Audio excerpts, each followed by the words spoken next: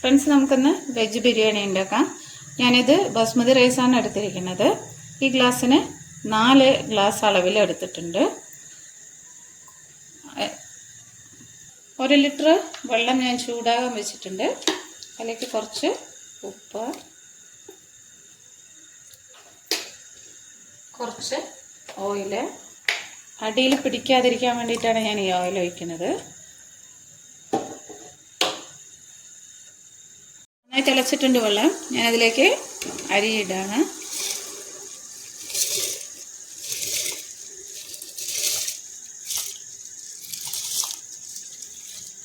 നന്നായി ഇളക്കുക.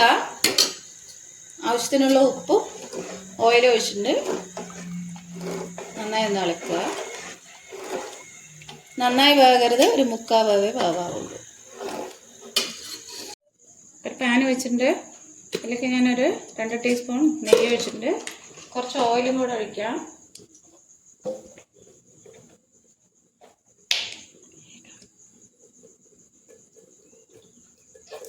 Sunflower oil ഒഴിക്കുക, അല്ലെങ്കിൽ ഓയിൽ ഒഴിക്കുക. അതിലേക്ക് ഞാൻ സവാള വലിയുള്ളി അരിഞ്ഞതിട്ടുണ്ട്. 2 വലുതാണ് എടുത്തിരിക്കുന്നത്. ഇത് നന്നായി ഒന്ന്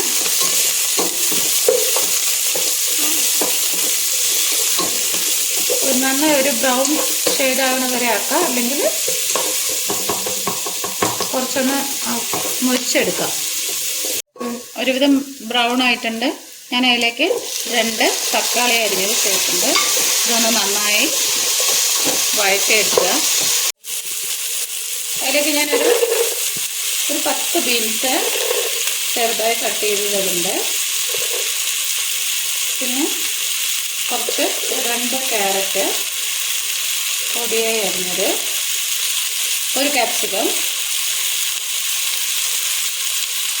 ഇനി ഇത് നന്നായി ഒന്ന്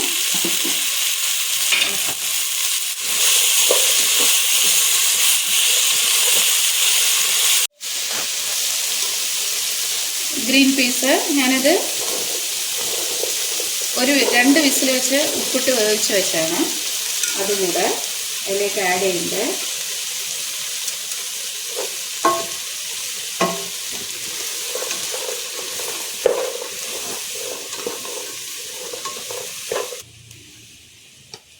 ഇനി ഇതിലേക്ക് ആവശ്യമായ ഉപ്പ്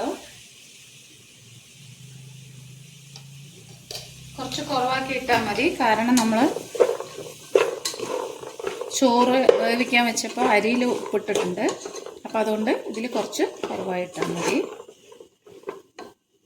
വെച്ചിരുന്ന ഇഞ്ചി വെളുത്തുള്ളി മുളക് കൂടെ അരച്ച പേസ്റ്റ്. ഇതിൽ എരിവ് നിങ്ങൾക്ക് വേണമെങ്കിൽ കുറവാക്കാം കേട്ടോ. ഞാനതിൽ 4 മുളകേ ഇട്ടിട്ടുള്ളൂ. നിങ്ങൾക്ക് അതിൽ കൂടുതൽ വേണമെങ്കിൽ ഇടാം, കുറവാക്കുകയാണെങ്കിൽ ആക്കാം. ഇനി നന്നായി ഒന്ന് ഇളക്കിയിട്ട് ഇത് വേകാനുള്ള സമയം. ഇതിലേക്ക് കുറച്ച് വെള്ളം ഒഴിക്കുന്നുണ്ട്. ഒരു 1/4 ഗ്ലാസ് വെള്ളം ഒഴിക്കുന്നുണ്ട്. നന്നായി ഒന്ന് ഫ്ലെയിം കൂട്ടിയിട്ട് ഒന്ന് അടച്ചു വയ്ക്കുക. ഇതിലേക്ക് ഞാൻ പട്ട, ഗ്രാമ്പൂ, ഏലക്ക എല്ലാം കൂടെ പൊടിച്ച് കുറച്ചിട്ടുണ്ട്. നിങ്ങളിത് പൊടിക്കാതെയാണ് ഇടുന്നെങ്കിൽ അത് ആദ്യം ഇടുക. ഇത്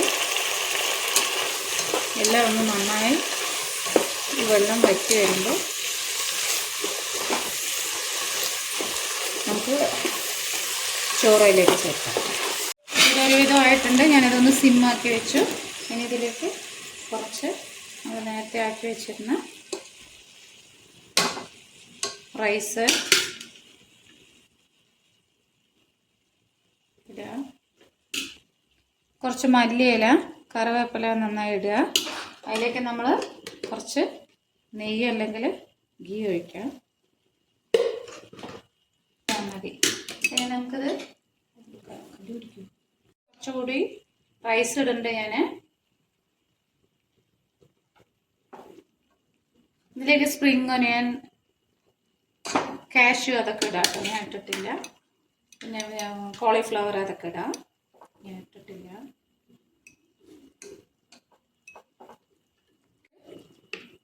നെയ്യ് ഒഴിക്കുക.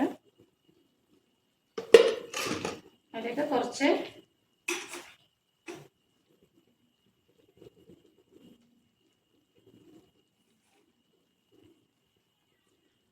നമുക്കിനി ഒന്ന് ചൂടായ ശേഷം ഇളക്കാം. ഇതിന് കൂട്ടായിട്ട് ഒരു കുക്കുംബർ അരിഞ്ഞിട്ടുണ്ട്, ഒരു മുളക് ഇട്ടിട്ടുള്ളൂ, കുറച്ച് ക്യാപ്സിക്കം, ഒരു ക്യാരറ്റ്,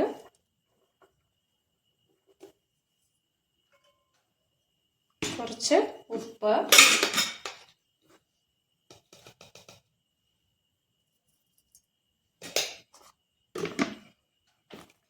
ഇതിലേക്ക് ആവശ്യത്തിനുള്ള തൈര്,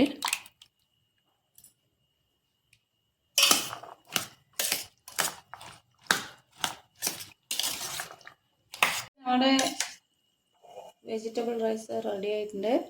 അതിലേക്ക് കുറച്ച് സലാഡ്, പിന്നെ കുറച്ച് മാങ്ങ അച്ചാർ.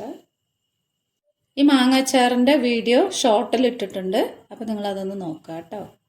അപ്പോൾ എല്ലാവരും ഒന്ന് ട്രൈ ചെയ്ത് നോക്കുക. ലൈക്ക് ചെയ്യുക, ഷെയർ ചെയ്യുക, സബ്സ്ക്രൈബ് ചെയ്യുക, കമൻ്റൊക്കെ അറിയിക്കുക. Okay, thank you.